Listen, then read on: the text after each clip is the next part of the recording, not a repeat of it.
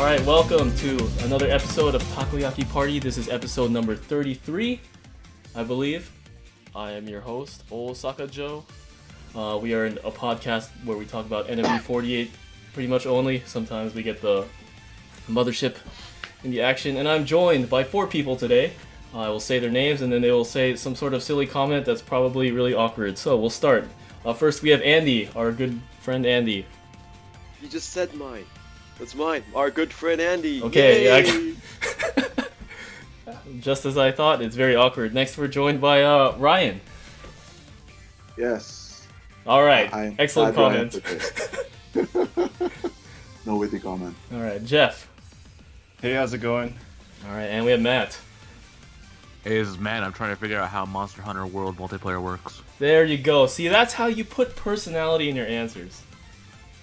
Good job, Matt. Today, our plan is that first we'll bring up any relevant news that we feel like is cool to discuss, and then we're going to introduce some new stuff. So after that, we're going to talk about things that if you were interested in getting into NMB, what kind of things would you do? What would we recommend to you? So let's just jump right into the news. First of all, we have Fresh Lemon graduating from NMB. No reaction. Excellent. So let's just jump in with some points. So what do you think about Lemon's run in NMB? Let's start with Matt because his icon's up on Skype. I'm not sure what to say about Lemon, but I'd say that she's been in NMB longer than she's been in AKB. Oh, are you for real?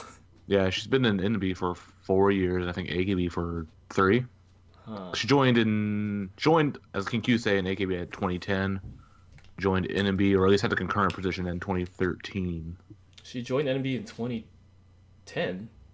No, she joined AKB. Okay. Yeah. All right. Is that it? That's so. I think we were talking earlier, but you're just gonna drop the facts. Like, oh yeah. So how do you feel about Lemon? Well, she came in 2010, and she's leaving in 2018. All right. I don't want facts, dude. No. Okay, I think she's been an overall positive for NMB, to be honest. Like, she gets a lot of flack for... So, the problem, like, one of the main problems with her, I guess, was she came in during the Sokaku thing, and then people... Actually, no. She came in to replace Yokoyama Yui, which a lot of NMB fans actually really liked. So, that's the first thing, right? Like, so there was already like negative feelings about her at the very, very start, but she plugged away, and then she got like the permanent transfer, which everyone hated. Well, not particularly her. Like, everyone hated the Daisokaku, so she was part of that, and that was like she was a reminder of that thing that everyone hated. So I think like there were a lot of NMB fans who didn't want to even give her a chance, and I think to be honest, like, she tried her best and she worked through it, and that sounds like such a teacher thing to say. It's like, well, she did her best. I think she's done well though. Like, she's gotten like so she's one of the NMB members with the most amount of mainstream recognition, be that as it is. Yeah, and she got like NHK Kohaku 10th place last year. Yeah, so she has fans. Well, yeah, people who know who she is, and I think she's been a net positive for NMB. Like, the only negative you can say about her is like she takes away senbatsu spots or some stupid thing like that. But especially nowadays with NMB, right? Like, senbatsu spots aren't a premium anymore. That's not the only negative thing you could say. For example, how many of us here like her? Look at that. No one said yes. No, well, like is subjective though. So I don't dislike her. I'm not saying you dislike her, right? Because I don't think we're the kinds of people that just, sit at our computer and complain about other members, I hope. I mean, I don't like her character. I can at least recognize some of the things that Ryan brought up and how she worked hard. She provided a lot to NMB, especially to the younger members. A lot of members, when she announced her graduation, looked up, saying, "Oh, we're gonna miss her so much. Like, she has helped us so much." So I can see that. And also speaking as a Yui Han Oshi, to a Reinian Oshi who, like one of the other Sokaku members, there's many circumstances that could lead me to not like her. I mean, I love pretty much everyone in NMB except Lemon, but at least I can still See, there you go. That's what we want. We don't want you tap dancing like, oh yeah, she was good for the group, or she had a good attendance record. Like, I want to hear like the emotions, man. I want to hear. Hot takes. Yeah, to say that she's the only one that you didn't like. Okay, now we got something. She's the only member I don't follow on Twitter. That I don't think I follow her on Twitter either. For me, that would be Shiori, but like, are there anything that she did in NMB that like sticks out in your mind? You're like, you know. Oh, when she switched the lemon catchphrase into Kansai Ben. Maybe because when I went to the live house tour in Fukuoka, right? Like, that's the easiest way to like appeal to anybody's like region, right? Just speak whatever dialect they speak there, and they spoke like some Fukuoka Ben, which doesn't make any sense to me because I don't know it, but I was there. You know, like what's her face? God, throwing it back to like Sakipi, she would always like speak in the Hiroshima Ben for some reason. So like, I didn't think that was too big of a deal. Apparently, no one else does. Man, I mean, she is pretty good at MC, cause like being an older member and then having experience in AKB. Like there's been quite a few concerts where she like leads the MCs pretty well. I'd say there's like three things about her that stick out in my mind. One would be like the series that she did with Yamarina.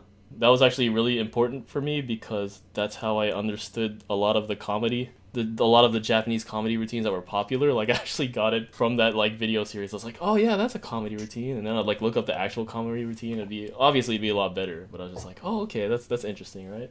So there's that. There's the DJ Lemon set that she did before the Lifehouse tour. Some of it was pretty funny. And then what was the third one?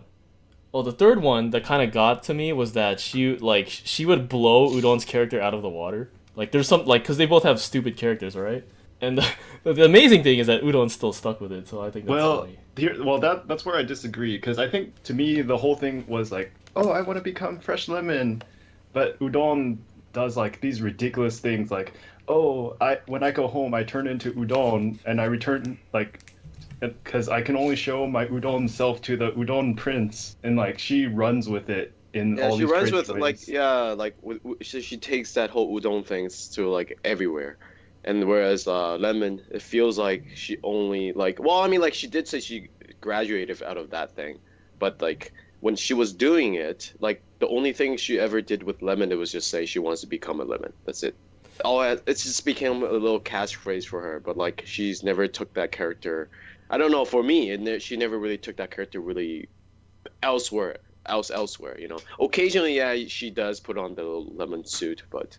I just remember there's this one, like, I remember me and Ryan talking about, like, way back when we used to post a lot on stage. I do remember something about, like, them appearing at the same time, and it was just, like, Lemon's was so much less awkward than Udon. Yeah, there was a YNN thing where they did, like, a character thing, like, where they talked about their character, and it was, I don't remember who was there, but it was Udon and Lemon were there, and you could see that like Lemon had her character down, and she was like giving advice to Renapion about how to act her character because the funny thing was like they were asking Renapion like details about her Udon character, and it was like breaking down, like, so what happens when you go home? You say that you can only eat udon, right? Like stuff like that, and it was really funny because like. And she was like, oh, well, and she kept making up like the stupidest shit. And like Lemon was like telling her like, oh no, yeah, it's really hard when you do that. So you have to like put boundaries and blah blah blah blah. And it was really interesting, like a window into how like those kinds of characters, like the eccentric characters, like have to like build their character basically. Yeah, I think I remember you saying that, and I was like, "Damn, dude," because I didn't really like Lemon when she joined. And I was all about this Udon character, but then like after that, you're just like, it's just like, oh man, it's pretty obvious that someone knows how to run with the character and somebody doesn't. I think Udon's still doing it, and it's still just as awkward as it was before. And then I guess to close out this segment, they announced their concert today, right, at the Handshake. Yeah, there's gonna be a concert on Andy's birthday. So it's NMB's gift to Andi for. Yeah, it's their gift. Come to Saitama, right? No, that's the Osaka one. Oh, April 3rd, in Oryx Hall. That's the entirety of NMB for the Lemon graduation concert. And then there's another one in April 16th, and it's gonna be in Saitama. So they did the whole Rainyan thing with Lemon, and it's gonna be just Team End. But there is no confirmation one way or the other if Sayaka will show up. I'm assuming because it's Team N that she will show up, right? But if you think about it, like the only reason that they even split it is probably because of Sayaka's schedule, right? So if they're gonna get Sayaka to show up to that one, why not just send everybody? Yeah, I think they're just copying the Rainian thing. Because she does have Yeah. Which her. also, which as I said, also upsets me a little. Rainian was a captain and everything, and and now Lemon's getting the same treatment. I don't know. I shouldn't be so Yeah, you salty, man. You salty. opposite of jealous, but Opposite of jealous. like Rainian got it, but like why does she also have to get it? That's Did still. Ume-chan get one? No. Well, she got. It was because it was during the live house tour. Mm. I mean, they did do the live house tour in Fukuoka, so that was like her hometown thing, and I was there and I got like some stuff. Next on our list, we are talking about some interesting news. There was an AKB draft that happened, I guess 3 weeks ago. Third time the draft happened, and for some reason, right, like you guys were like really excited about the draft. I think because there's just no news going on, right? That's part of it actually, because they had the concerts, right? The concert series in TDC, the requests are. So there was like basically 2 weeks of nothing because they were all doing the concerts. I was really surprised. I wake up, I look at the line chat, and there's like 500 messages talking about the draft. I was like, what? When have we ever been this excited about the draft? Because there's nothing else to talk about. So, what are the big storylines that you guys kept talking about? You guys kept talking about Yahagi. Yahagi? Is that how you pronounce her name? Yahagi. Yahagi? Moika. I know you guys have a lot to say on this. You better, because I saw that line chat room. Post image Yahagi. Post image Yahagi. Post image Yahagi. It's not even different images of like when she was like talking on showroom. Just it's the one. same image. The one profile I've been using all the time. I thought Sato's picture looked better than. Yeah, wasn't it that's why I Yahagi? post two. Good job. I It's appreciated that. It's like Yahagi Sato, and then like after like 100 chat, I just post it again. Then Ryan just keeps posting Yahagi. Oh. She's actually like devolved into like meme form, like even with the Japanese fan base, because I guess background on her, she joined AKB 16th gen actually, Uh-huh. apparently, but she couldn't get in because of contractual stuff, and then Even though she was like one of the top members in the showroom audition. yeah, she was not one of, I guess she was the top, but she couldn't get in because she had like a contract with a different agency, so they had to wait for that to run out, and then they announced the draft, and she was like the top, I guess. How do you say it in Japanese? They call it the medama. It's like the, how do you say that, Joe? Yoke. Center of attention. The focus. Yeah. Basically, she was the LeBron of this draft. She's the yellow part. Yeah. Yeah. So she You was. said like, yeah. I think there was rumors, right, that she said she wanted to join NMB, but like her parents said no. No, it was You have to be an AKB? it was speculation because so they asked like the draft girls like who their favorite member is, right? And she actually brought up Watanabe Miyuki. Uh-huh. And I think during her showroom or something, someone asked her like, "Oh, you like Milky? Would you want to join NMB?" And because at first she was being very cagey because she was like the top member of the draft, so she was treated special. So she was the one who didn't have to declare where she wanted to go because everyone had to declare where they wanted to go. And she was like, "Nah, I guess I'm okay with everyone and whatever." And so someone asked her, "Would she consider NMB?" I was like, "Yeah, maybe," because like Milky's from She had a NMB. stint in SK. Remember that? No one remembers that. Yeah. Oh, Milky. Yeah. Those are the things that people forget, like Yukirin being NMB. Yamada Nana was SKE too. That's Yeah. even worse because Nana quit while she was still SKE Kenin, and like no one acknowledged it. She just like disappeared. Well, I was looking at my archive and I had an SKE show downloaded. I was like, what I have an SKE show? Like, why would I watch SKE stuff? And I like opened it. I was like, oh, it's when Nana and Miruki were on the show. Okay, good save. Anyway, so Yahagi's older sister is in SKE, right? But then like her older sister said don't vote for her in SKE, and they almost voted for her. Yeah, so SKE there was anyway? there was controversy because because she was being very cagey about where she wanted to go, right? So a lot of SKE fans thought that obviously she wants to be with her sister because her sister is in SKE. So they were like really into her, and then okay, we're gonna get her. And then suddenly, like at the very like maybe last week or 2 weeks before the draft, she suddenly says like, because of my family obligations, I cannot leave Tokyo. And then like people went crazy, and then SKE fans were like, I'm not saying all of them, I'm saying like some of them were like, okay, no, it doesn't matter, it's the draft, we're still gonna draft her. I guess we should we talk about like how the draft works, or we just gonna assume that everyone understands how it works? Fans voted for the girls that they want until they wanted to stop, Yes. like a Brazilian barbecue. Yeah, fans represented one team each. Yeah, and then they voted on showroom or something. Yeah, so they were saying that they like it doesn't matter, we're gonna draft her anyway. So what's she gonna do? Like turn it down? So apparently like the sisters. So there were two sisters in this draft class. This Yahagi was the main one, and then the other one is someone we probably should talk about because it's Nakano Reina's sister, Nakano Mirai, Imocheru. Imocheru. But apparently You they say weren't emo, allowed. it sounds like potato. I know that's how some people feel about her looks here, but I'm not gonna say who. Yeah, so but they weren't allowed to say that they were related. I guess I understand because it even from like a fairness point of view, I guess you don't want to show that because basically if a member comes out and hey, this is my sister, so her fans would be obligated to vote for her, the sister, right?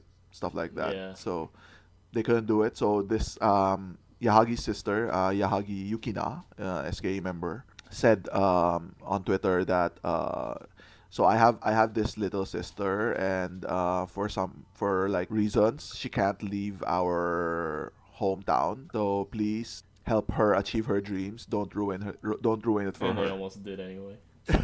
It caused like a big controversy because they're saying like why does How her close sister was get it? to do it? It wasn't very close. No, she was second Okay. for K2. Oh, was he? Yeah, but then Yeah, but that's three fine. That AKB means teams if drafted it's her. second, means no one actually picks for her, so it's okay.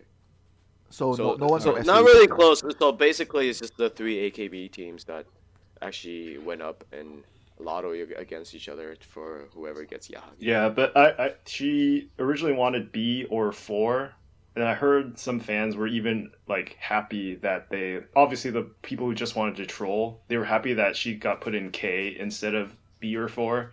Like that alone, they felt like they achieved something.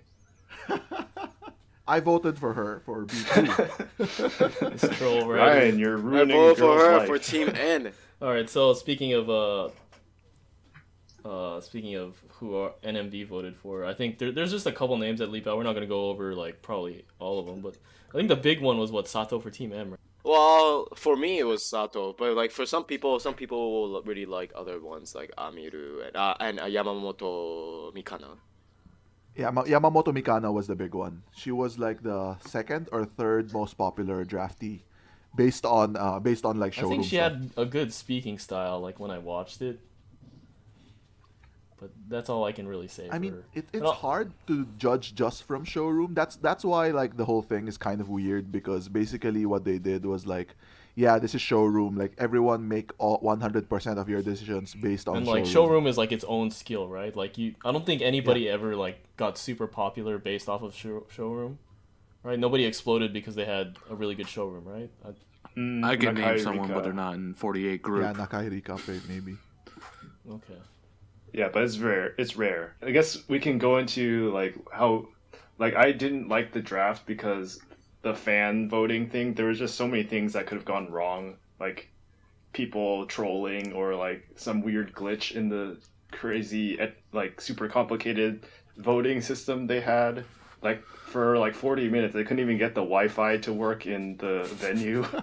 And then like yeah, in general, lately with auditions being so showroom heavy, I just don't like that in general.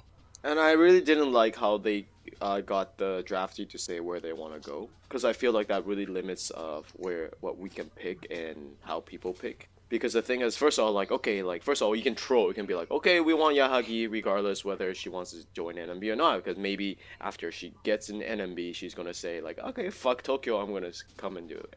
Osaka. That's possible, but the thing is that the other perspective looking at it is that you're literally being a dick about this. Like, okay, she already says she can't come, but you're just like, fuck it, I don't care, I'm gonna vote you into Osaka. And if you don't want to, you can quit. And that's kind of like a dick move. But I feel like but the thing is, then what happened, what ended up happening was everybody just only were looking at whoever wanted to come in. So it was basically like, okay, we see like, okay, there were like 18 girls that wanted to join NMB, so we're only going to look at those. That really limits of who we bring in, because everybody have to bring at least one or two girl per team, right? One minimum of one. Yeah. Yeah, But the thing is, otakus aren't they don't work like that. They're gonna like, okay, we're gonna bring this girl, it's okay, let's bring this girl too. Then that's how we end up with like 16. Yeah. Yeah. NMB had the weirdest draft because basically we drafted one whole It's gonna team. be Because interesting. NMB members actually like came out and said like we've been instructed not to talk about this no matter what, and like other groups were like hinting like no, I don't mean, draft. before the draft, right? Yeah, so the members were instructed not to talk about it. I think Akarin said something like, "No, I can't talk about this. It's all up to you guys." But it was weird. Like during the draft, like Apon was like dropping like really heavy hints, like saying, "Guys, I know you're all having fun and that's great, but please think about the current NMB members." Which you know what that means, Yeah. right? Yeah, one of the concerns I have with drafting so many members is like taking resources away from like oversaturation and like if we want a 6th gen, if we want to do auditions, then we already have 16 draft Kenkyusei. Like how can we get even more? Yeah, I'm pretty sure we're not getting 6th gen until next year at the very. I don't think we're after this draft. I don't think we're getting 6th gen for a long time. Yeah. Depending on how the girls pan out, maybe they'll do some stuff like make practices really hard and make everyone quit. They always do that. Because I think 5th gen actually is like super good, right? Like Yeah. I think there's only maybe like 1 or 2 members that I don't really like. I've already said Shiori. I think she's the only member I don't like. And then like if I were to be more neutral, like I like Mion, but like I don't think she's really going it.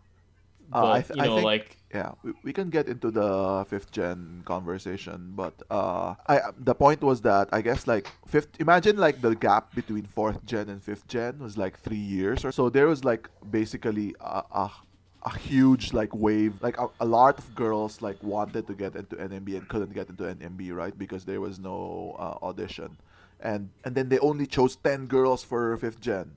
That means that they were able to choose like the cream of the crop from their point of yeah, view. that's what I was trying to get at. Like, because our 5th gen is really good because I think they like they're all quality members, right? But with this draft, it's just like all right, just whatever. Oh, I don't, regardless their quality. Okay, they had a good show, and just put them. And then also going with Andy's, but taking it way back to Andy's argument. Like I also thought that was weird too, because I watched that performance when they did "Don't Look Back" at the theater. And I was like, oh yeah, some of these girls look pretty interesting, and it's like, oh, but none of them want, like, only like 3 of them wanted to go to NMB, so why am I watching them? Like, what the hell's the point? Yeah, the system. Yeah, I agree with Andy's assertion there that like the system of the girls choosing the team actually caused like a reverse effect. Basically, fans of NMB like heard about. Oh, okay, so these girls, I have a list of like 18 girls. They all want to get into NMB. So there's like total 72 draftees, and I'm not gonna look at like 72 girls. I'm gonna look at these 18 girls that want to be in NMB. So and then they get invested in these girls, and then okay, let's draft So everyone. what's everybody's thoughts on the draft as a whole? Like, did you like it? Do you think it sucked? Do you think it sucks? I don't know. Like, it's really too early to say because like we haven't seen any of these girls actually being in the teams. I feel like while it is something new, it's just like letting fans make the decision, and you kind of have to just have responsibility over the girls yourself. Don't be like, oh yeah, why did management bring this girl into NMB type of thing anymore? You can't do that. You just be like, wow, we fucked up. But you just kind of like it's kind of interesting how we're gonna go with this, like depending on how the girls do. But also we've had this is the third generation draft, so we've had two other generations, and I don't think we've really had any girls like in NMB come out besides Ridika, but Ori. If you actually think about it, if you look at the history of the draft, number one draft picks haven't really done very well. I guess other than Riripon, even in the other groups. Like the people who you thought were gonna be like, oh, this girl's definitely gonna be a star. Oh man, they got this team got lucky because they drafted this girl. She's gonna be a star. And I think no. basically, at least in NMB, right? Like the only girls to break senbatsu are Koko. Shion. Oh yeah, Oh, Shion. she was in Masaka, Singapore. Yeah. If that counts. That's the thing. We don't know if does Masaka Singapore count. It doesn't count as a single senbatsu, I guess. Eevee's a girl came out. There's this big deal about it. I forgot why. I forgot whose first senbatsu it was. Yuri. Like it didn't count. Was it Yuri? Yeah, and then she got Okay. dropped for the next one, which is Rushkanai. So her actual first senbatsu was the next year. Don't look back. Maybe because like she's so high right now. It's just like I always thought she was in the senbatsu for a really long time. No. Which I guess it's kind of a long time, right? Yeah, it is at this point. Yeah. Another interesting point I found was I remember I was trying to find information, so I just Googled it, and I remember finding like a thread, and then it's like how many people were really interested in the draft this year, and that like 50% was like not at all, and I was like, oh okay. Well, the problem with the draft always is like there's always the feeling that it's one of those stupid like AKS things that like no one really likes, but everyone's forced to do. Like the AKB exams are coming up, right? Have you reviewed? No. Did you hear about this? Oh yeah, I did hear about it, but I forgot. Maybe you can enlighten us all. Now I'll have you drop facts. they announced something during the concert like last week that there's gonna be like the AKB exams. Like all members are required to take this. Like I have no idea what it's gonna be about, but and the top 16 girls who get high scores, I guess, will get a song. But it's also like about AKB knowledge, right? It's not like Yeah, of course. math It's and the science. group. Yeah, it was like things you should know being a member. That's how they described it. It felt like a general knowledge topic. So it was like, what was Mayu's catchphrase before Itadaki Mayu?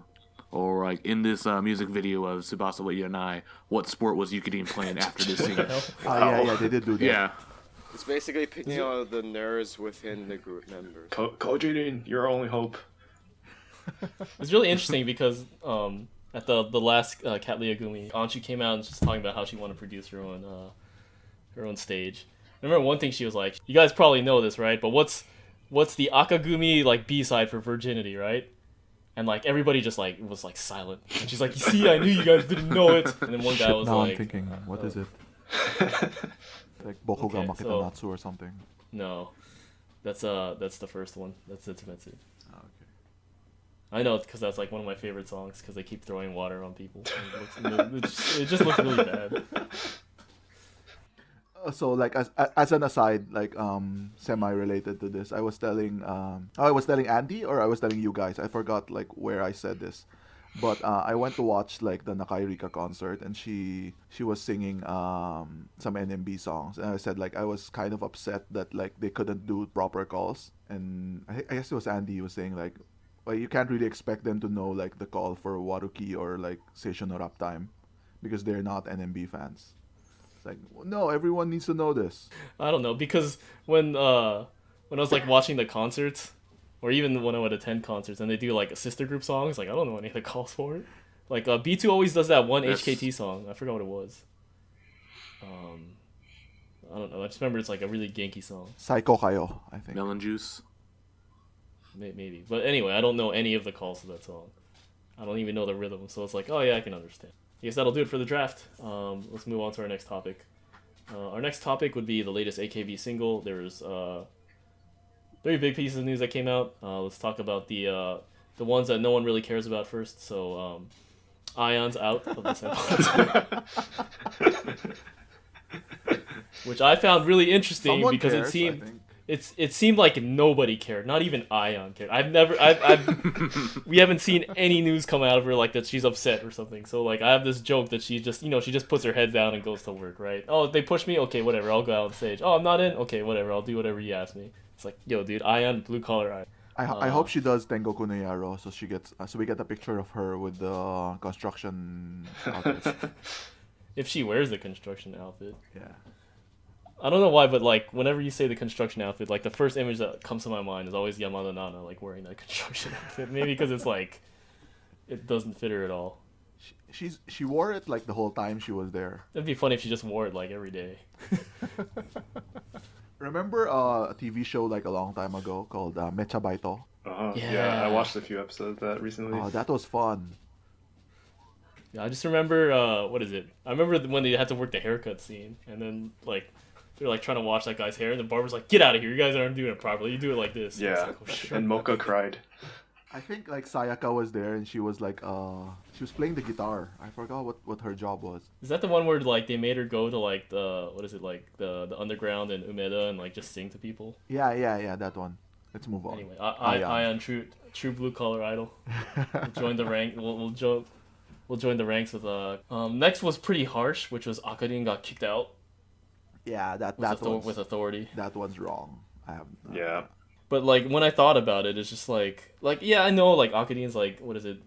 What's the word? Not egotistical, maybe self-centered, something like that, right? Prideful. Like how she has like a big ego, like always tells people to vote for her for like senbatsu and stuff.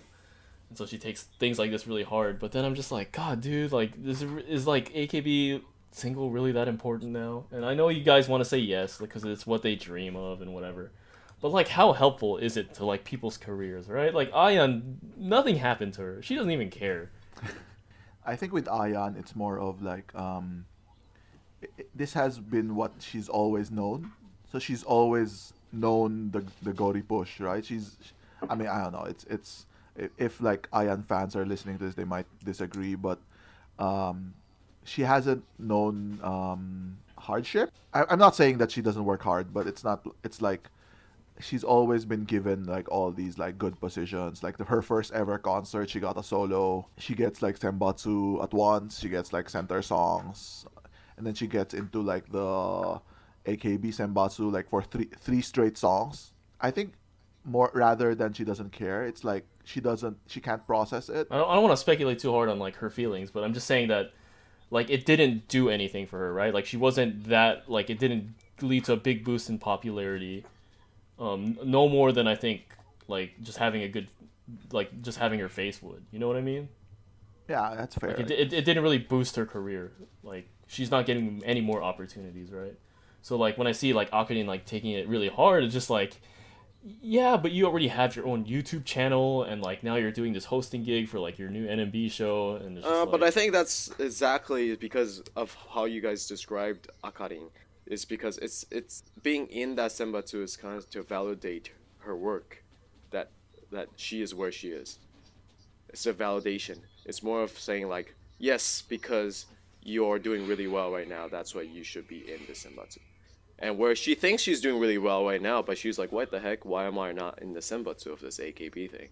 And I guess for her, it's like it's not consistent. It's not like I don't think that she actually cares about the position that much, being in that senbatsu single, whatever, in that CD, even just for that in that CD. But I think it's too like it's kind of like a milestone. It's like for her to feel like she reached another stage, she should be getting this, or at least be keeping this, type of thing. Yeah, I guess it's. I agree with that. I think it's an ego thing for her. It's not that she wants to be in senbatsu, but she thinks of herself as like the top. She top should be. member. Yeah, she should be there. Like she should have that. She should spot be at there. Miru's level or I something. think I think she thinks she's above Miru's level. She thinks she's number 6. Ooh, shots fired. No, because I watched that showroom of that she did when she was crying the whole time, and it was like she was saying that I was even like thinking about like what should I do to improve like AKB's image to everyone, and as a senbatsu member I should do this blah blah blah, and then suddenly I get dropped. What I feel is until last year's Kohaku, she was never in like the AKB Honten Senbatsus. So basically, she had this whole year of like writing off the coattails of that position, and now I took it away from her. But I feel like it's more of an abrupt cut. Yeah, that's fair. But if you think about it, I think even Akarin mentioned this, that it really looks like they use sales as a barometer for building the senbatsu. And if you look at that, then it makes sense to drop Akarin and Aayan. If you assume that NMB only gets 3 slots and you look at sales, then there's no question. Which segues We'll into move the on next to thing. the next. Yeah, you could segue to I'm gonna that, move yeah. on to the next piece of news. Ota Yuuri made senbatsu for the first time. Yeah. I don't know. Yuri's or Ryan's the only one. No, that I cheers. should be happy I'm about happy that. for her. Yeah, I was like waiting for like Ryan to say something like, yeah, man, what's you, but like the only thing I get was Matt going with like a dull yeah. Like, come on, man. That wasn't even me. That was Oh, I thought it was you. No, I it don't was know. me. You all have dull voices. we sound the same. I know Ryan's really happy, right? Like she made it in.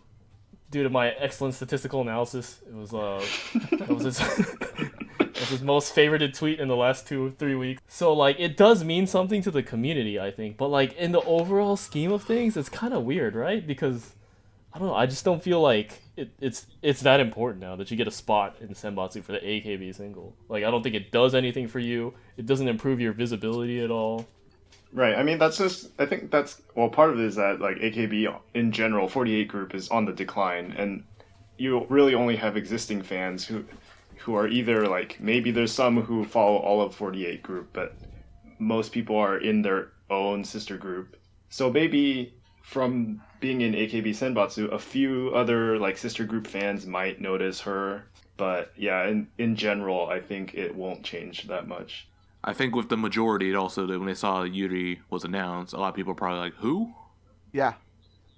I'll be honest. If I had never met Ryan, I still wouldn't know who Ota Yuuri is. That's your fault, Matt. That's because you're kind of new to the NMB community, man. Yeah. But no, I think for Yuri's point of view, from Yuri's point of view, it was like she's been like selling really well. Like I think she's sold out Warota people, and then the AKB stuff, she's always like top sales.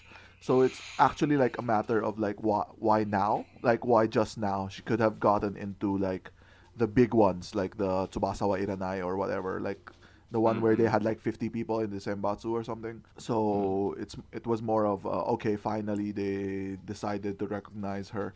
But as a matter of like it being a positive for her, I don't think it's gonna be a big positive. But for the people who only care about like the AKB senbatsu, which is a lot of people, like it does get her name out there. Who is this like NMB girl who kicked Akarin out of senbatsu? Who's this 1 in 10,000 year girl? Yeah. It's the 1 in 10,000 years, so 10 times more than Hashimoto Kana. I wonder how many people actually do care about AKB Senbatsu now. I don't think people could recognize like No, it Senbatsu it anymore. only matters among the fans now, like the ever shrinking AKB pie. So I think a lot of people have accepted that it's now like people fighting for the same part of the pie. No one's trying to increase the pie. Yeah, that kind of sucks. And also like what she's good friends with what's her name, Okada Nana. Yeah. So That's yeah, also that's people the think- thing too, because Okada Nana was the center, and they were saying like because Murayama Yuri, which is also like a friend of Okada Nana, also got into the senbatsu. So there was some speculation that hey, maybe they wanted to build the senbatsu around Okada Nana, and that's why they put in her friends. Love triangle. Is she still on in that boat group, or is she coming back? Yeah, she's the leader, Is the captain permanent? of SDU. So far, yeah. I mean, No, no, no, technically she's she's still Kenin. Yeah, she's still- She's Kenin. Yeah. So they rescinded everybody's Kenin but hers? No, what they did was they rescinded people who were not AKB main, but but Oh. AKB members who are Kenin to outside to sister groups stayed. So it's just her, right? And Yukiri. Oh, and Jiki. Yukidin also. Oh yeah. Yeah. Yeah, Yukidin, the former NMB member, former NMB Kenkise. There was an episode of AK Bingo where they talked about NMB, right? And then in the AKB side, who's sitting there was Yokoyama Yui and Yukirin. And they were like, "Oh yeah, you guys were also NMB members." "Oh yeah, we were." Like even they were surprised. I remember there was one point when they're like they like reacted because like they threw their outfits in the crowd for the original end stage. Yeah. And Yukidin was like, "Oh, I can't believe you do that," and it's just like, "You did it twice." Hey, that's two more than she was comfortable with, Joe. And then speaking of Yuri, like all of a sudden they announced like she's taking a break. Yeah, that's why I can't be I can't be that happy about her getting into this senbatsu, because 3 days later they announced that she's taking a hiatus. Yeah, I guess you could say that. Yeah, because of health. Okay, this is a Takoyaki party exclusive, I guess. Exclusive. So I guess I've known that she's been sick for a while, even before she collapsed on stage. Oh, I guess if people don't know, Oh like, yeah. the I day remember, before yeah. Joe's Seitansai birthday show, Yuri actually collapsed on stage. You can find it on Twitter. It's all around there. That's why she wasn't at Joe's birthday. Yeah. It was like the last two songs that she disappeared, and she actually collapsed on stage, and you could see Antan and Rinachi just drag her off the stage. It's pretty brutal. Yeah, it was really scary actually. But she came back like after a day, and she flew off to Guam. Japanese work ethic. Yeah. Wait, so where's the exclusive? So I knew she was sick like before she even collapsed. There was the handshake, right? And then the whole time she was like, I actually caught her doubled up, like behind her, what do you call this? The table that she stands behind. It's like, oh shit, what's wrong? Are you okay? And she's like, no, I'm fine. Probably ate something bad. I know that was the last handshake of the year. So that was like the end of November. It was the last handshake of the year, and she didn't even like wave goodbye to everyone when she was leaving. She just like at the last guy like left her lane, she just ran off. So what's the exclusive? No, I'm saying like her fans have known that she's been sick for a while. The announcement of the hiatus, I mean, it did come as a surprise, but like a lot of people were like, okay, yeah. Okay, I guess. And that was a Takoyaki exclusive. If you put it that way, it doesn't sound like much, but it's not common knowledge. You're the one that like hyped yourself up. It's like, yo, this is exclusive. Like, oh damn, dude, here's some real news. But no, this isn't common knowledge though. So Well, how many of us know that much about our Oshimen, really? that's true.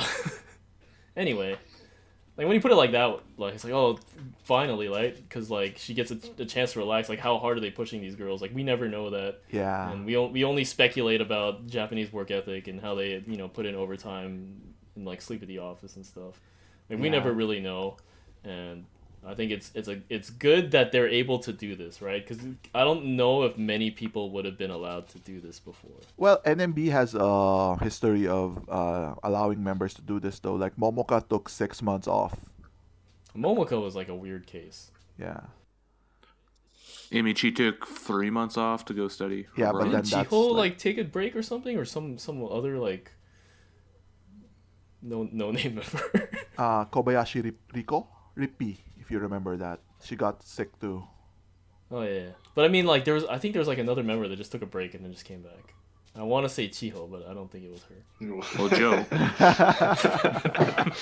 Quick graduation break. I'm back in it. Yeah, Yeah, that's true. I think that kind of stuff is actually good, and I think they should be encouraging more. Because this is a long time ago, but I remember when Ah-chan, like right before she graduated, dude, like she looked like a zombie whenever she appeared anywhere. It was really terrible. Like I don't understand how anybody liked her. She was sleeping everywhere. Like, in that phase. It was so cool. Yeah. She just looked terrible. Like she didn't even look like she's paying attention to anything. Like I don't know what's going on in her life, but it was really bad. I think at that, like when you look at those kind of people, it's just like, God, dude, I really wish they would just take a break and like reset, right? Because you're under the camera for like most of your life. You're like really young, and like everybody has different sleep requirements. So maybe you're not even getting enough sleep, which sucks when you're even younger. Yeah, Sayaka even talked about it. So she did the showroom to. It was really funny though because Sayaka was like, "Oh yeah, so there was this like big announcement of like Yuri going on hiatus, right?" And then she just randomly said, "Oh yeah, I'm gonna do a showroom today. What's the reason for the showroom? No, nothing. I just felt like doing it." And then she does the showroom. Like the first 30 minutes, she talks about like, "Oh, I want to what songs do I want to sing? Blah blah blah blah." And it's really funny because like she was reading the comments, right? So, and a lot of comments were like, "Hey, what's happening to Yuri?" And then she was ignoring all of them, and she was picking up like, "Oh, you want me to sing Silent Majority, or you want me to sing like whatever songs?" And then like I noticed a lot of comments were saying like Niji no Tsukurikata, and she was ignoring them. So when she did that, I said, okay, so she probably wants to address it later, which she actually did. And she's like, okay, so everyone wants to know about Yuri, so I'm gonna talk about Yuri. And then she says something like, so she said it in a very vague way, but basically that she was saying like sometimes you really need to take a break for your own mental well-being, stuff like that. So I'm not actually sure like how, like I don't know. So even among like Yuri's fans, we didn't know like how to take like what Sayaka said. Like, so is she saying that like Yuri's just like really really stressed out, or is it like stressed out because of health? I mean, isn't it the same? They're all the same, right? Body and mind are the same thing. Yeah, but I don't think you can collapse on stage if you have a strong mind. I mean, right? Because there's always those I don't know, when there's like Powerade commercials when there's like some guy trying to crawl across the finish line. Obviously their body gave up, but they still have a strong mind, right? They want to finish, but they can't because they don't have electrolytes. So you're saying Yuri should drink more Gatorade they don't sell Gatorade here. or Aquarius, I Pocari guess. Sweat. I prefer Aquarius, but I feel like it's more sugary. Anyway, at a certain point, like the mental stress is related to the physical stress. So Yeah, that's how I took it. Like a lot of people were taking it as like just mental. I think it was more like it's mental because of physical. yeah, probably. Anyway, so she's on break. Hopefully she comes back. She'll probably come back for the AKB single, but I hope like so. I think Sayaka said that like I know she'll be back. This is why she's taking the hiatus. So pretty cool words from our leader. Yeah. That I think that's the end of our news corner. Anybody have any other last minute breaking news Fuchan exclusives that concert. are actually Fuchan concert. Oh yeah. Well, we kind of Oh, yeah. covered it with the Lemon when we said Lemon was graduating. Okay. Anyway, she's on her way out in April. April 4th is the grad concert. And then they haven't announced like when the actual like graduation stage is. Probably around there because she doesn't have any handshake events in April. Her last handshake event is March. Fuchan's really weird lately because like when I watch stages, right? Like she doesn't even look like she participates. Oh, she doesn't. But then like when she's on like something like You Gotta NMB or something, like she's like out of control. It's the craziest thing. Like how do you say it? Whatever. Anyway, she's like completely different when she's like on her own. She's just like totally wild. But then she's on stage, she doesn't look like she cares. Yeah. Yeah, that's all for our news. Hope you enjoyed the news and the discussion. Anyway, so we'll move on to our next corner. To the Noob corner. Basically here we want to introduce like what makes our community more special than other people's community. Yay. Yeah. Ooh. Yeah. Strong words, right? No, but I really feel that like what we have is like a lot better than other foreign fan communities, and I don't say that to be like to put down other fan communities. I just think that we like have like so much cool stuff here. You guys don't really spend a lot of time with like the other like foreign or like even looking at like other foreign fan communities, right? No, I dabble in a bit, but I'm kind of the generalist 48 group fan. Like, but okay, so let's talk to Matt, right? Like, let's say you go to like an AKB concert. Do you have like people to go? Like, do you have like big meetups at the AKB concert? Well, they'll never have concerts usually, so, but, What the hell? For real? that's true. But, That's true. AKB yeah. doesn't have. But concerts. like I guess the last one, the last AKB one, which was the teammate one back last March, last April. I did meet with a couple of the foreign fans, you know, like the Big C and Christofari. Yeah. So yeah, usually I also see him also at the Handshake events too. You know, we all are seeing different members, but sometimes we'll meet up and just chat for a few minutes. But like so. nothing like what we have in like NMB, right? Like before concert, We don't have all like meet up. up, Let's get dinner, lunch together or something. we talk about this. Actually, I did do that once. So. Okay. And then we don't have any other friends in other communities either, right? Like we can't comment on like the Sakamichi groups, I guess. I think Andi knows like the other guys. Do you think they have like a community like ours where we're like all super tight? I don't know. Maybe. The thing is, you don't really know unless you're actually in it. Like, because I don't go to their events, so like I don't know who are the people that always like meet up.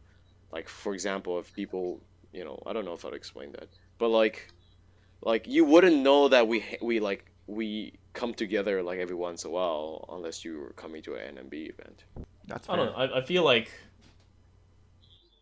Usually, like you have to put some effort in, I guess. So like whenever I go to a concert or whatever or a Handshake event, I'm always like, "Yo, what's good?" Like Saitama Super Arena or whatever, and that's basically my call out to get people to know, "Hey, I'm here. If you see this, let's hang out." And I usually get some responses with that, but I think it's much less so than compared to like the NMB ones where we all know we're all coming. I do have like some friends that started with AKB and they're now like kind of going to Sakamichi, but I don't see like the same kind of like like, oh, every foreign fan knows like this foreign fan that goes to like Sakamichi events. Like I don't see that yet, but I might be like super biased. Because there isn't one. Is that just because of Andi? Isn't that just because of Andi?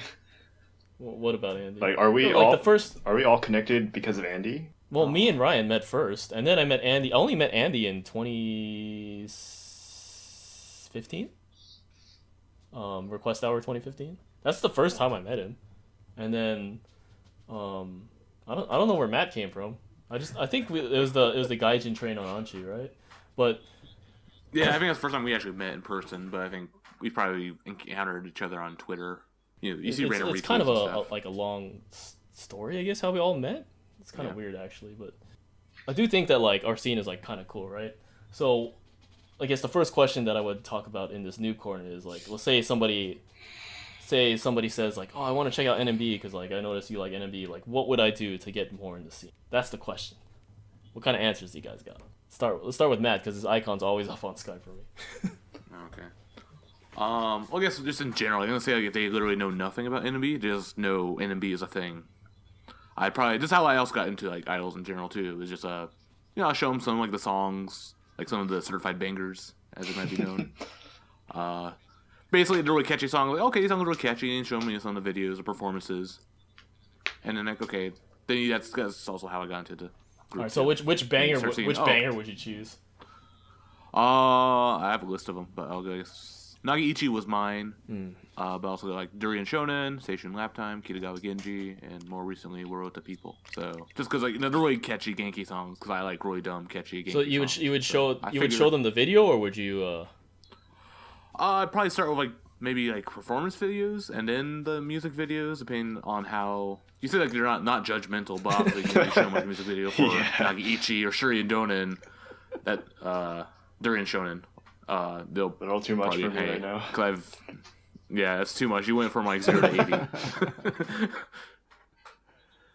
So even I guess I guess Kitagawa Genji would be a safe one. Or like Must Be Now. If like you're convincing someone who's more into like K-pop or something like that. All right, so K-pop, like let's say I yeah. watched it and I was like, okay, this is cool. Now what? Then what would you do?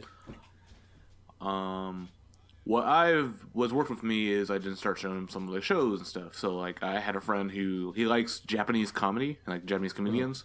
So I showed him some of the gaming stuff, and also this friend, he has like a blinding white hatred for like 48 group stuff because I always do karaoke with him and he always hates all the songs I sing. But like basically I'm like, oh, you like Japanese comedians? Oh, this one has football hour, has Goto and Wow. So I showed it to him and he's like, okay, he liked that the comedians were on it, and he liked when they were like kind of bashing the members.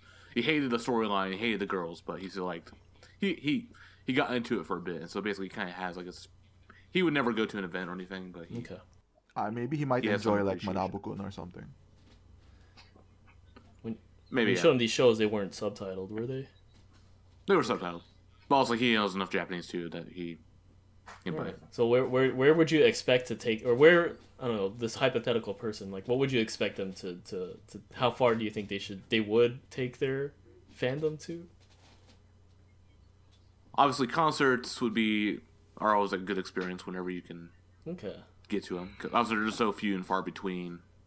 Take that, and also I think I say handshake events would be a good one because at least there's always going to be handshake events. But I feel that's a bit more on the hardcore end. Yeah, you don't want to push them too far into the deep end. So I think so show them songs, videos, and then concerts, and then handshake videos. I think that's like kind of the tier from casual to most hardcore. Okay. I think that's interesting that handshakes are like the hardcore one. I think personally, like I think like handshakes are like the hardest thing to get into, to be honest. The individual ones, not the national ones. Those ones at least are probably the easiest Yeah, part. but of I it, think like because you just I have to buy think the Ryan CD. is talking about, besides just getting the tickets and like planning, like going to a and like being able to speak Japanese to the members.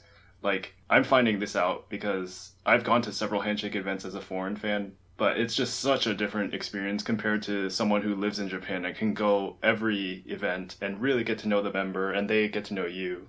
But I think that's already like deep end, right? Like if you going to like more than one event, I think, or seeing the or becoming a regular, I think is already like the hardcore. I would think. You're too far deep Yeah. into the hole. But if you're like a new person, like you would never tell them to go to a handshake event. Huh. Yeah, no. Unless they like a member a lot. I feel like that's like really interesting because isn't that their like why the group even started, right? Like you can actually. But I feel like when you Yes, they're- when you make that move of recommending someone to go to handshake is when you trying to like push him like literally like the sinkhole. It's like the Convert him. sinkhole. It's like once he says yes and he actually goes, he's not coming out. So you're Pull out the you're rope. so confident that they wouldn't come out. It's not like they would go and be like, no man, that's weird. No, I'm I not feel like gonna-" after they start experiencing handshaking, like I feel like it takes you to another level within the community. Whether you liked it or not, I feel like it takes you to a next level and you just keep progressing deeper and deeper. Isn't that cool? No. Yeah, but it's really hard. But at the same time, it's also very intimidating for people who's new, because they see that it's literally, it's not even like covered sugar coated. It's just like spikes coming out from the ground.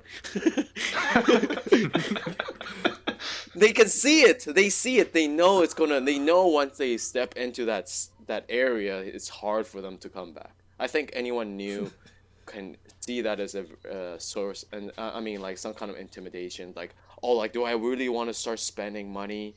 And like once they go in there, do I ever come back out? Like I think that's why you don't recommend going to a handshake to someone who's really casual, is because they will see that as kind of like, oh no, that's kind of like the no area. That's the area I don't want to. That's not the area I want to just like go. No.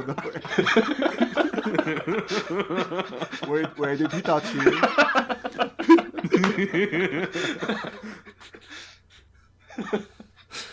Yeah, well, we're foreign fans, right? So like if we say go to a handshake event, that obviously means you have to go to Japan.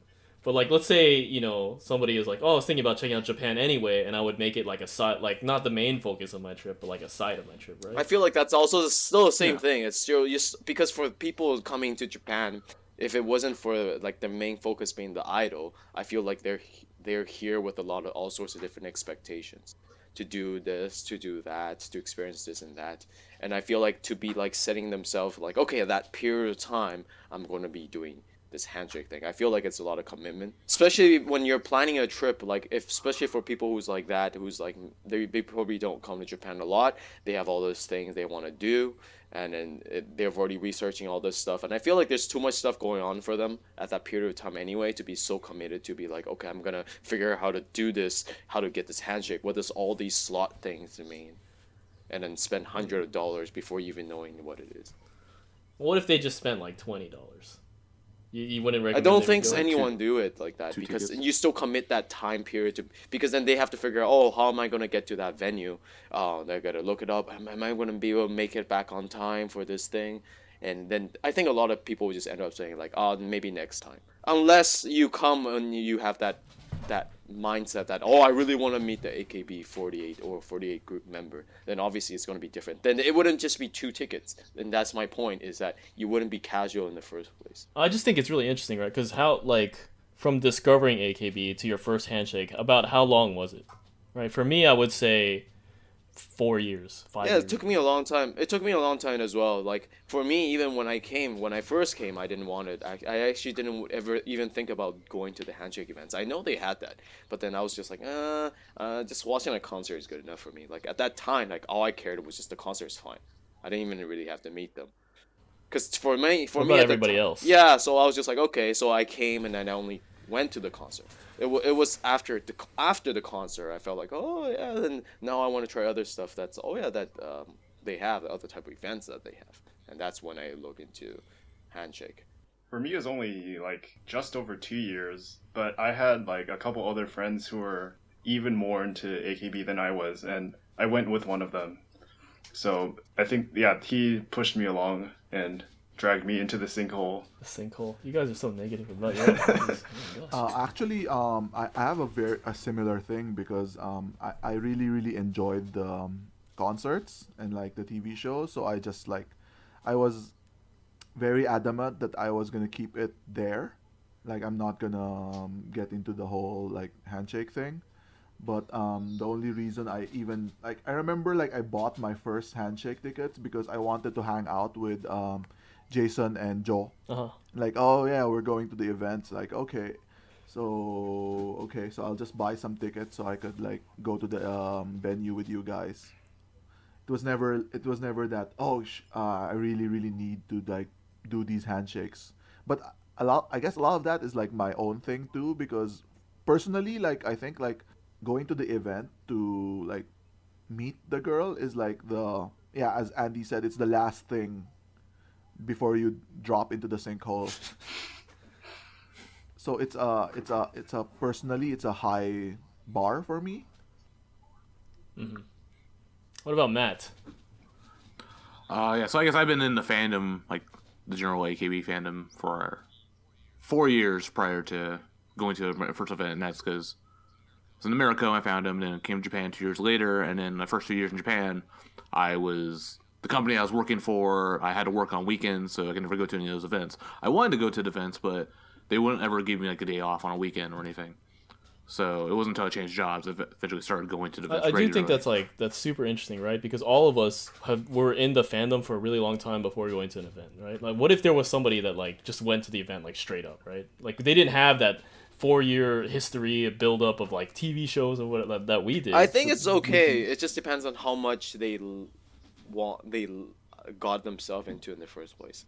Like, there are people who's maybe they already started collecting a lot of photos. You're always watching like AKB stuff and like NMB stuff, or like they actually know like what's going on most of the time. Like, they follow Twitter and stuff. Then I think those people are ready to go meet the idols if they want to.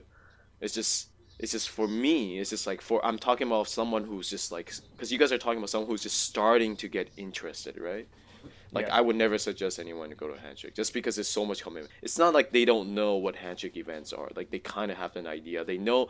I think everybody thinks about this way. Like, for example, if I'm really new at this other group, it might not even be an idol group. It could just be an artist group. The moment that when we start talking about like fan meeting and stuff, like meeting the band member itself and stuff, I know that's like the next level. And then like, I wouldn't even think about it if I didn't want to actually go like super deep into this community. It's like backstage. Yeah, passes to a basically, band you or already something. know right away that by meeting them, you're committing yourself to this whole thing. Yeah, I guess I said I only took 2 years. That's because I was really into the band Scandal before that and had been to fan events. So it was kind of just an extension of that and like shifting my intense fandom onto 48 group instead. And also, it goes back to like some conversations we've had before, where it's always the fantasy versus reality, right? Like, I'm sure Hmm. there's some apprehension in some people, like, what if the girls don't meet the my fantasy of them, right? Like, I don't think people will think about that before meeting though. That's why it's called that's fantasy, true. because That's you true. don't think about the reality part of it. You only think because you have all this image of what she should be like acting. So you don't actually think that she would act any different. That's true. Some people like go to these events and they expect, I don't know, whoever Yukirin or something to act like how she does in AK Bingo, but Well, maybe they not. get Well, surprised yeah, that because that's the only reason. That's the only way we see them, right? yeah, That's the yeah, only part we see them. Is the part we see them is the part that we know that exists. So it's natural for people to think that's normal for them to act like that. It's actually not normal if you went to, like, say example, you handshake someone like a celebrity and you expect them to be like completely different from what you know of them. I think that's actually the abnormal part because you only know them through what you see on TV. And it's yeah, The character. you should only know them as that is. Like if I go meet Mickey Mouse, I'm gonna expect him to be Mickey Mouse. I'm not gonna see him like sniffing out like cocaine and crack. Like I don't- you like it's not normal. Like Yeah. if you go see Mickey Mouse and having that kind of like image in your head, that's not normal. Like that's not normal. Like it's normal to be like expecting that Mickey Mouse personality. But that's kind of why I would kind of say like go to a handshake event early, because then you would get rid of that, like, because I feel like they're so unique in that like the way you perceive your first one is different than like the way you perceive one now, right? So like if you go early, you can get the fantasy out of the way, right? Because it's like, oh, this is what I can get from a handshake event instead of like 4 years of build up and then well, it depends. Like, do you want to get rid of the fantasy or not? There are some people who are happy to live in there. Like, so some people, even up to now, right? They believe that like Sayaka loves Milky or something, and even I see tweets talking about that all the time. It's like, come on, girl, just wake up. well, the other reason why I would say like it'd be cool to go to like a handshake event is because usually we're there, right? Like us. Yeah, yeah. And I think that's like part of the fun part, right? Like the first time I went to a handshake event, I went by myself, and actually it was there that I met Lulu. That was like pure coincidence. I was like, oh, you're gonna be there, I'm gonna be there too. Like I don't even know you. I just made this Twitter account like 2 weeks ago. But like for the morning, I was just like kind of whatever. But like after I met her, it's just like, dude, that like changed like my perception of everything, right? Because now we're talking to each other. Oh, she said this to me. Oh, she said that to me. Or like, oh, what are you doing later? Or like, oh, you like NMB in this way. And I just think having somebody to connect with at the event is like game changing. Yeah, yeah. For me, I was saying I went to fan meetings for Scandal, and that was because I wanted to meet other fans. And then for the same reason, I guess I also wanted to go to the handshake events. That's where I met Andy for the first time as well. And that, I mean, that's snowballed into like meeting the rest of you. So Yeah, because the thing that people have to remember about handshake events, that it's a lot of dead time. Like hmm 90% of your time is either in line or waiting for the line to start. So you would go crazy, right? Like, I mean, you'd be on your phone like the whole time. So it's really important, I guess, that to have some people to chat with. But not just like have to occupy the dead time, but also like so you can talk about like just what happened, you know? Like it feels weird to like shake somebody's hand and then the first thing you do is like post your report on Twitter, right? Because then you have to wait for all the reactions to come back, or That's true. like it's or like let's say I was like looping with some girl, right? And I'll be like, oh, I said this and it was kind of weird, and then you'd be like, oh yeah, that was kind of weird. Like maybe you should change it up like this. Oh okay, next time. Okay, got it. So it's like it's cool that you have like somebody to like lean on for like feedback or like just to share right away like what happened. I think that's like super cool. That's true. I can buy that. The pro wrestling thing got announced. Like Andy got some like juicy information from from Oh, you, and then that was fun. Yeah, but like when you if you have to like wait to like share it online, then it's kind of like like I just want to tell somebody like right now, like and I feel like that's also why I would encourage somebody to go to a Handshake event like really quickly, because it would be like a better way of like getting into the community, I think, which is where a lot of fun stuff happens. I would definitely say go with a friend, like have like your kind of like wingman person to go with you, kind of like your Jedi master to the Padawan. Because if you go by yourself, like a brand new fan or brand new person goes to it on herself, yeah, it'd be really awkward and weird. So Yeah, you go there by yourself with like 2 tickets. It's just like, man, what are you doing? If you go by yourself by 2 tickets, it ends in like 5 minutes, and you go home. Yeah, and the venue is just really intimidating if you've never been there. It's like a huge like walls of booths and like thousands of like sweaty Woda lining up. You're just like, what am I doing here? So it's nice to have someone like showing you the ropes. I still ask myself that every day. Me too. Oh man, it's NMB. There's more girls, so there's only hundreds of sweaty women.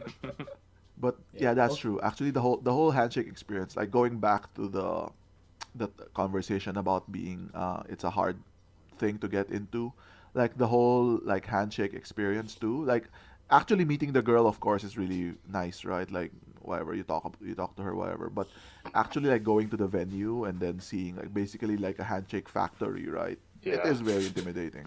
They're all in their own cubicles. Yeah. And Dispensing then those it's a whole set. There's a whole system, right? I mean, obviously, it's a way to get like the maximum amount of turnaround. So they've like reduced it to a science. Yeah.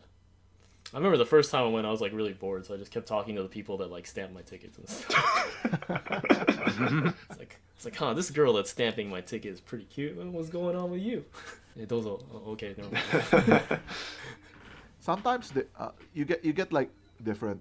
I mean, I've been like to so many events now, so sometimes you get like different like people like staff. So some will be like friendly, and they will notice you, and they will like talk. Oh yeah, you've been here like 10 times now. And some of them like obviously don't talk to you, but even like the Hagashi, like the Hagashi is the guy who like pulls you away when it's time. There's like a lot of variants to that, and that's one of the things that's one of the most common conversations that will be had while you're in the lane, because you're gonna be saying like, oh man, the Hagashi today sucks, like he's like very very aggressive and he cuts you off mid conversation, blah blah blah, or sometimes like you get like excited people, oh my god, like the Hagashi is like an amateur, like Shiroto. They say like he doesn't know how to like pull you away, so you can just like stand there as long as you want. I've never had these conversations. I'm actually scared of like somebody touching me, so I try to get away before he has the opportunity to do that. I've actually noticed this. Like I know like Craig. I've gone with Craig, and I've seen him leave like the moment they said. So they give you a warning before it ends, right? It says like it's almost time, and then it's time. Mamanaku. Yeah, they say Mamonaku. So I think I saw Craig like leave when they said it's almost time. I get the feeling Yeah, that you by do that too. by Joe. reflex, I still accidentally do that. I was gonna say it's also really funny because even though they say it, like if you're the only one in line, if it's like a less popular member and you just like stand out to the side and you can still talk to them. Yeah, you can Like, talk to actually the talk girl to after them you while leave. you can fake like looking for stuff in your bag, and if there's no one on the next line, right, then you can just like talk to them the whole time. I did that with 3chan once, and she told me to go away. She was like, "Go," like in English. Like I'm like still talking to her a bit, and like be in my bags and stuff. And I'm like, "Oh, thank you." She's like, "Oh, okay, bye." Go. Damn, Who is dude, this? That's brutal. Richan. That's Oh. Rina. All right. And anything else that we didn't cover? Like, I'll also say like with the ticket staff people, yeah, there's different variations. I think my reaction I always get is always kind of like side eyeing me, like, is this really you? Looking at like, my ID and picture stuff because it's all in English and stuff. So I always get like really anxious, yeah, like, oh crap, did they screw something up or whatever? And then also say like, with the sinkhole. So if I get into the handshakes is like being at the bottom of the sinkhole, I mean starting to get into like the photo collecting, photo trading. That's like someone up top is like burying you inside the sinkhole. Or you're digging yourself. I never liked the photo collecting. To me, that's like the bottom of the sinkhole. Cause that's what I before I started like meeting you guys. I spend my dead time like going to the trading area and trading photos. But maybe because they've created so many photos that it's not even as exciting as it used to be. Yeah, I'm pushing that dirt back up now. Good. I've kind of fallen off the photo bus. It's not just photos though. It's merchandise too. Like the goods and yeah, crap. I have like an NMB mug. I have like 5 NMB mugs I think or something. So I don't know what to do with them. You could drink out of them. Maybe Make chocolate cake in your microwave with it. Ah. I guess like if you're new fan, like getting to the handshakes is the hard part, but it is a fun experience. Like I always dread going to the events. That's kind of weird thing from me to say, but like I don't enjoy like the slog of like going to the event or whatever, but always like after the event, like I feel like, oh man, that was fun. Like I had a good time today. I mean, yeah, you step in. I guess you could say the same for like an anime convention or something. It's like, oh yeah, just crowds everywhere and people everywhere and lines But then like you're there. When you're there, it's like, oh, you're with your friends. You're talking about things. You get to meet the girl. All that other fun stuff. So that's why I would actually suggest like a handshake event like right off, because 1, you get to meet people. 2, you get to meet the girl. 3, you don't build up the unrealistic expectations. You just go. So, well, there's. Yeah. I mean, I wouldn't recommend the handshakes at once for the sole reason that you probably don't know the girls well enough yet. So there's no point in meeting them because, so for example, like the other, like, I don't know, sometime last year, they had like the draft girls lane where you could shake hands with like 50 draft girls all at once. Yeah, I did it with 50. Yeah, and it's like, it's pointless to me. Like I don't know any of these. Like there would be no difference than me turning around and shaking the hand of like the girl standing in line behind me. Oh, dude, that's a great idea. Also, wow, there's a girl standing in line. Okay. Right. So in that case, you don't. There's no like premium feel. Like why would so you go to these events because you want to meet celebrities. Like at the end of the day, right? Idols. And like these girls, there's no difference from them than your students, for example. Well, I wouldn't say like just going blind, but I would assume that like after like a month or 2, you would kind of get the feel of who they are. And I wouldn't suggest buying like the amount of tickets that we do. Like maybe maybe get 2 or 3. I think that could be fun. Or like go to a national handshake event, because that's very low commitment. Yeah, risk. I think that's the best way actually. Like although NMB barely does national events, Yeah, but if NMB has a national event, I do recommend that one because, yeah, as the barrier of entry is really low, and you get to watch like a mini live, and you can choose to go to whichever girl you want, except Sayaka, because that's like a 4-hour line. So we talked about events. Is there anything else that you think a noob would enjoy? Just to expand on the shows, I think a few others like Yugata, Yorugata are really good. Because especially if they're into comedy, like Matt was mentioning, especially Yorugata, which is just the members. So like, I was telling a friend who's not into idols at all about Yorugata, and he thought it was really impressive that just the members alone could do a comedy show for a whole hour. I managed to get a little bit of respect out of him for idols. Yeah, I think NMB has a lot of media available. Like it might not be like highly distributed media, but there's a lot. So if you know where to look and you bother to look. So and then NMB has a lot of like good shows, and I do recommend like checking them out. I can't really give like, okay, watch this because this is gonna be awesome, because it would have to depend on the person. Because like if you're super casual, I think like Manabu-kun is a good show. Like idol fans hate Manabu-kun, but I think like for casual fans it's a good show. Really, I think the opposite. God damn it, Rainian is on Instagram Live. Have to watch. See you later. No, I think Manabu-kun like is a decent show, but okay. So we always joke about how like foreign fans don't watch NMB because they don't have a bingo show, but I think the bingo format is like really intuitive for a foreign fan, right? Like everybody sits around. You have this comedy duo that's like super good at comedy, and they just pick on these girls or whatever. And I think it's really easy to understand, and two, because there's so many different bingo for like shows. Right, there's like the AKB one. There's like the Keaki, Noi, whatever. There's it's also like STU bingo now. Yeah, bingo. Yeah. So it's like really easy to like pick up like to go from one show to another because you already know the format. On the other hand, like Manabu-kun, right? It's like it's a different format, and two, like there's a lot of like. It's a little more complex, right? It's not stupid like, hey, look, there's a cockroach like being whatever's happening in that tube, but it's like, oh, let me learn about Japanese history. It's just like, God, I don't know if I can understand that for one, and then. No, one of the main difference between like Manabu-kun and like the bingo shows is that Manabu-kun is set up like an actual TV show, so it's set up so that people can enjoy it, and the difference is that like AK Bingo is so that you can enjoy watching the girls, rather than it's more Manabu-kun is more for mass consumption, and like the bingo is more for promoting the AKB members.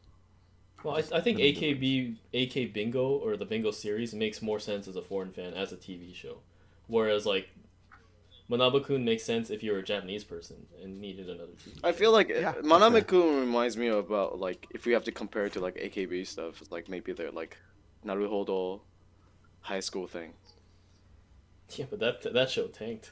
I think it tanked both in Japan and maybe in the foreign fandom too. But I'm just saying it's like because because it's not Yeah. you don't just see it for the members, you see it for the actual show. You watch it for the show. Yeah. I agree with that. Yeah. I think so too. But like, if you like Japanese TV shows, like definitely Manabu-kun makes more sense than like Bingo. But like, I think Bingo makes more sense to like somebody that just watches U.S. TV shows, like watches Conan or something. I think maybe the closest thing to bingo was the Nani or Yarashite Kure Tonen at the end of Manabu-kun, because that was just like random loke where they do like mostly like physical gags and things. But Yeah. I think the thing is that they needed that comedy duo because like NMB has way more media than I think any other group, right? Yeah. But most of the media is just self-produced. Like even our 24-hour TV is just self-produced, and so you don't really have like a controlling like comedy member or comedian duo that would like really like bring out like the qualities of the girls that the foreign fan base likes. I don't know. Maybe I'm just being too complicated. I think YNN is good. Yeah, it's not as polished, of course, but it's the closest you'll get to the bingo style. I think YNN is like goes like the complete other way, like an extreme, like goes to the other extreme, like In the sinkhole. yeah, in the sinkhole. Yeah, basically Oh, it's like yeah. if you are already in the sinkhole, you're gonna love this, but it doesn't really work to drag people into the sinkhole, I think. For It's me, behind- it really got me to know all the like less popular members. That's what made me more of a Hako-oshi than like, you know, before I was just into a few members and then like watching all these YNN shows really dragged me in. Huh, that's a good question. Like, okay, so what's your favorite YNN show or Uh, series? you mean like ongoing series or like? No, whatever. Which one? or Uh, any.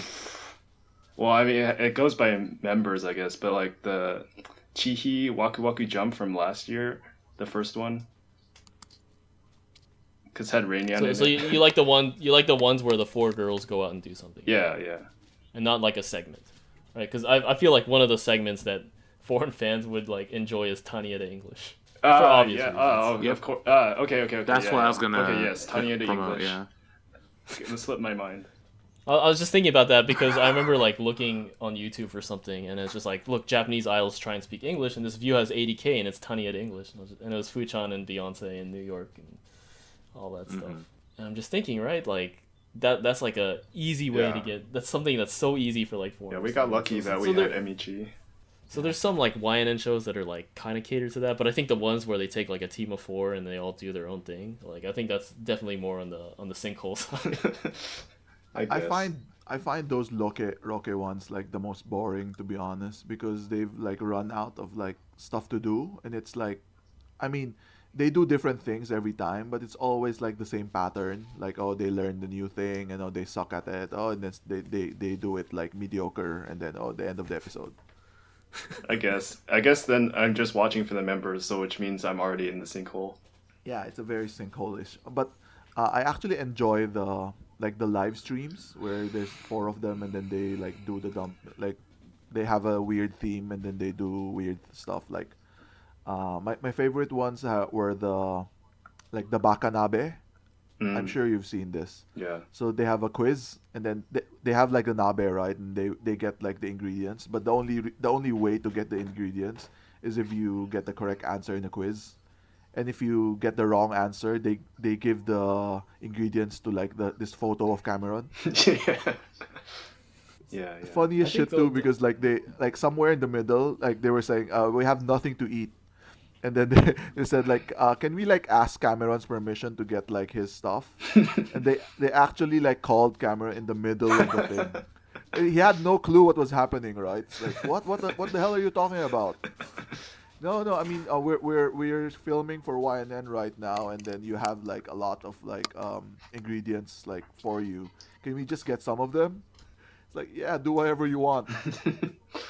We talked about YNN. We talked about events. I think that should do it for now. Unless you guys have anything else you really want to say, we could continue this noob corner in the next episode too. Yeah. So any other final comments? Something that we missed that you're just like, oh, like one thing that I wanted to say is that you should definitely follow all of us on Twitter. And I'm not saying that so like we could like pimp our Twitter, right? Because I don't get paid for followers. I don't care who really like listens, but I think we all like tweet out like pretty good information. Like if you're just like looking for like what's going on in the scene, I think we all have like all of our Twitters Different have takes. good information, right? I think if you're like a casual fan, I think Joe and Craig Snowman's Twitters are the most fun because they do random translations of like shows and like theaters. So I mean, I'm gonna admit, like even for myself, like for the shows that I don't watch, like I get like I live vicariously through Joe and Craig's tweets. Okay. Yeah, I discovered Tanya to English through you guys' translation, like random like. I would definitely Snapshots. recommend if you are interested, just like follow us on Twitter. Some people say they're like intimidated, like to talk to us. I can see that. I don't know. Like sometimes, I just feel like you just have to say something. I always bring up Julia. She used to be on this podcast, but like she would just say stuff, and like she was like super new, and she didn't really know what was going on, but she would still like comment on stuff. Also post stupid pictures back to us. So like I just just say something, right? Follow us, say something, comment on something. I think would be a good way to start getting into like the greater community. Yeah, I haven't share, actually subscribe. met Joe and Craig, but I follow them on Twitter. Now I'm in I this feel podcast. like I met Geoff at one point, but I don't know. Don't think so. I think we said we were at the same Golfland. Not Golfland, but the scan. Like I was there in Chicago when Scandal did the concert Oh, because okay. I went to the Baby Metal concert. Oh, okay. So maybe we crossed in paths. passing, yeah. Okay, I guess that'll do it for a new corner. That'll wrap it up. That's the end of the show. Hope you enjoyed the conversations we've had, the meta conversations, as Geoff would say, about NMB. It was very meta today, actually. I feel like the meta stuff is more interesting than like reporting actual news. I feel The inside I feel baseball. like everybody can get the news, right? Inside baseball. Yeah, I do think the meta stuff is a little more interesting to talk about than saying like, oh yeah, this member did this, or like this joke was introduced, because I feel like you can get that stuff off the internet really easily. In fact, we probably post it, and you're probably getting that news from us. So by having the meta stuff, we can carry like more interesting conversation. If you made it this far, and you still have comments, discussions, points, questions, anything you want to talk about, please feel free to email us or tweet at us, post in the Stage 48 thread. We can read your comments online if you have something funny to say, or interesting, or a discussion point. So let us know. Once again, you can tweet at us. I'll have the tweet available in the YouTube description. Post on Stage 48. I would say email, but like the email we use for Takoyaki Party, I don't know if I know the password for it. So once again, yeah, send any comments or questions you have our way. And that's the end of our show. Hope you enjoyed it. So for everybody else, this is Joe signing off. See you later.